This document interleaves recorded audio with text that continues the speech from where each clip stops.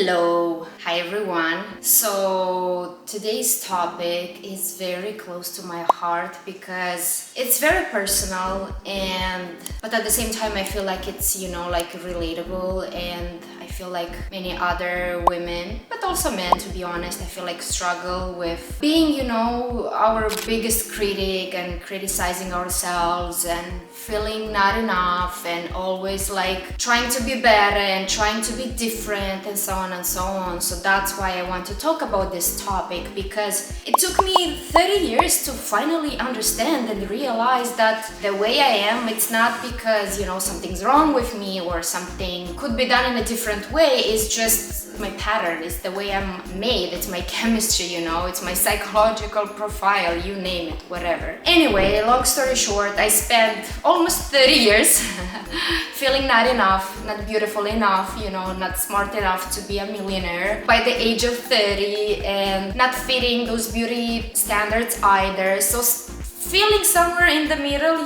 but the middle sometimes feels like mediocre. So like I was not either in this bucket or in this bucket. So the past 2 years have been very important for me as a person, not as a professional, not as a marketer, not as a, I don't know, whatever. Just me trying to understand what's going on and how I can be better, feel better, but at the same time accepting. So after countless books and podcasts and research and you name it, I stumbled upon this little book called The Goddess in Every Woman, and it's basically jungian psychology, but instead of traditionally, go through the archetypes, the jungian archetypes. And in the masculine version, this author, Gloria Steinem, hopefully I pronounce it correctly, she is specifically addressing all the issues with women's archetype. I'm familiar with this concept.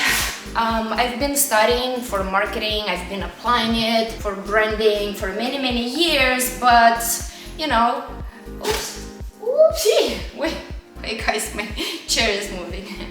Yeah, I've been familiar with this concept, but I want to make myself comfortable because this is gonna be a long discussion. So brace yourself. Teacher Christina is going to be relaying some concepts, giving you some nuggets, and hopefully, this information will be enough for you to understand better your way of thinking as a woman and your behavior. Because many times, like me, for example, I always wanted to be less emotional, more like think before you speak, or, looking better, being perfect and all that. None of it was possible. I tried, believe me.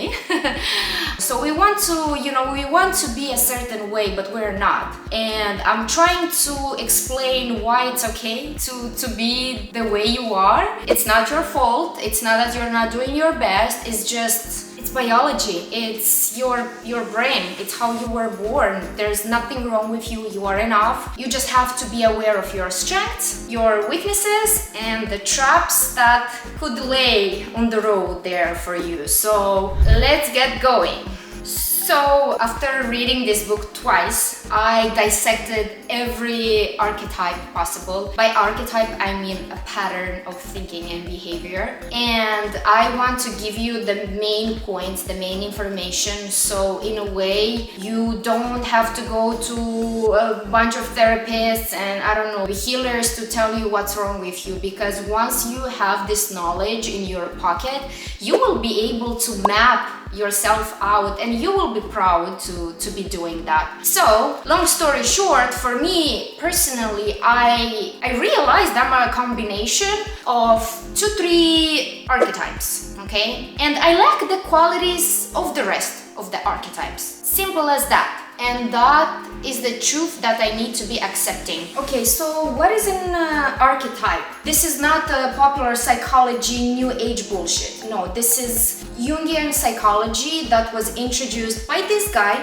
Carl Jung, and I quote that an archetype is the collective unconscious, and it is universal, with contents and modes of behavior that are more or less the same everywhere. So basically, long story short, all women of this world fit into a couple of buckets, a couple of patterns. And by the way, believe it or not, we're more alike than different, with small differences, of course. But hopefully I didn't lose you by now. Please stick here, stick around.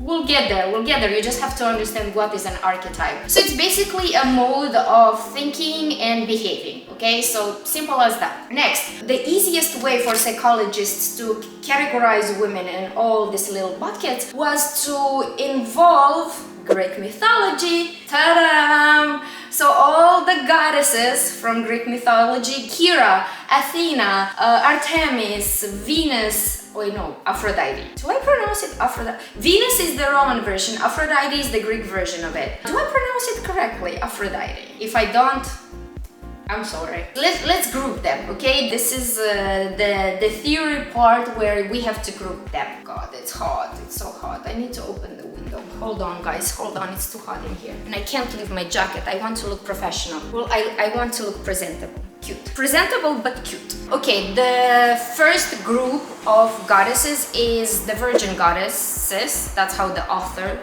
calls them. And that's Athena, Artemis, and Hestia. Why are these called the virgin goddesses? Because in Greek mythology, they were not someone's wife. Or mother. So that's why. Basically, these are the independent, these are the very strong, very competitive type. Especially the Artemis and Athena. This type of women, they are career driven, success motivated, fame motivated. They want, to be a millionaire, to compete with men, and so on and so on. So we all know how these women look like, behave like, and act like. So that's that. And then the difference between Artemis and Athena is their attitude towards men. So Athena women, they are okay with swimming, in all men environment. They like that. It's their personal motivation to thrive in an environment where they, compete with men and so on and so on. They also have a more traditional view on marriage and on, relationship between male and female. Artemis women, they are more of the feminist type. They stick to their tribe of women. They are, creating their own clubs for women, and think about Amazonians, for example. Okay, so those are the strongly Artemis women. Hestia is the spiritual type. It's the type of girl that, she has her crystals, she's meditating, for 2 hours a day, she's into spiritual practices, sound bath, esoterics, and all that. So let's not judge them. At least they're authentic and they know, who they are, and they're not trying to be someone else. That's the main thing here. Okay, so those are the main virgin goddesses, and basically what unites them is their self-sufficiency. They do not depend on a man that much. They can survive on their own. First of all, emotionally, we're not even talking about here survival skills, but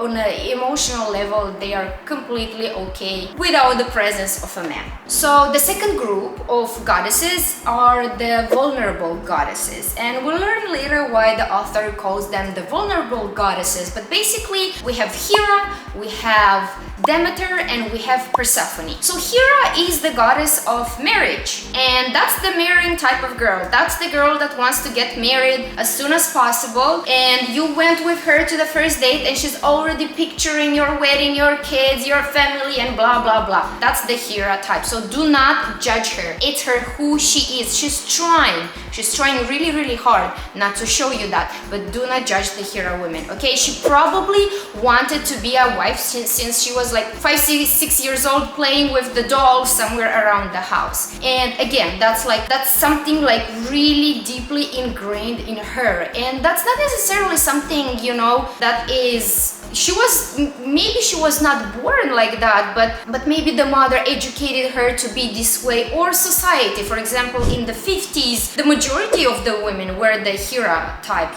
They would get married, have kids, and live in the suburban areas and be a housewife. Okay, so that's the archetype. The next one, Demeter, it's the motherly type. So this archetype is a very interesting one, because some women are more motherly by nature, and some women just activate this archetype once they become mothers and actually give birth to a child. So all women that have kids actually will, acquire some of those collective behavioral types. And the last one, the Persephone is the naive one, the one that is young and not married yet and not a mother, but a little more naive, more like a young girl, the maiden. You got it. We'll get into the details later. So these archetypes are called by the author as vulnerable because these women, they need a relationship with someone, a husband, a child, to define their identity. Affiliation to another person is a crucial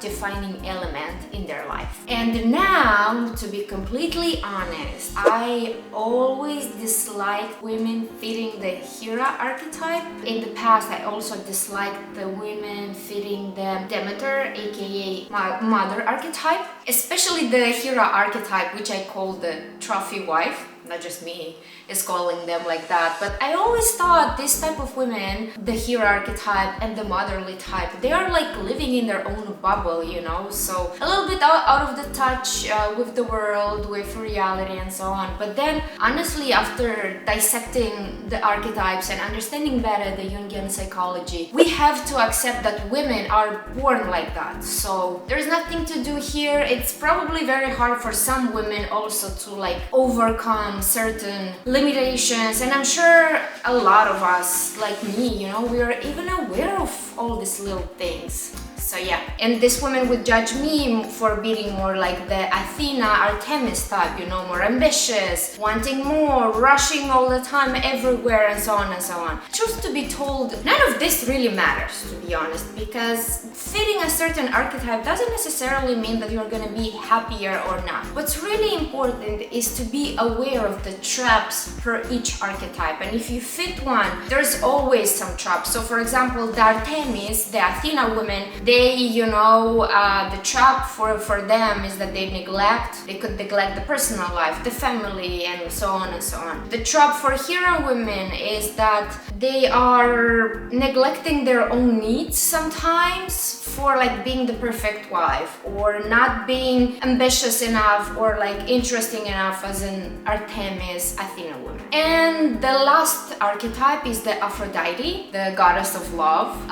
Who fits this archetype really well from movies or from celebrities? From movies, that's Cassie from Euphoria. She is just this extremely sensual, transmitting erotic energy all the time, everywhere. Or the Marilyn Monroe fits this archetype very much. Pretty much every woman has some traits of Aphrodite, but some way more than the others. But even this trope or this archetype has its own traps. So for example, if you're going into the extreme of the Aphrodite, having too many partners, or being prone to have, if you're a married woman, having affairs and all, then you definitely can end up hurting yourself. So yeah, let me know what you think about this, and if there's demand and interest, I'm gonna make a part 2 and dive even more into all these archetypes. I hope you liked it. Till the next time. Ciao!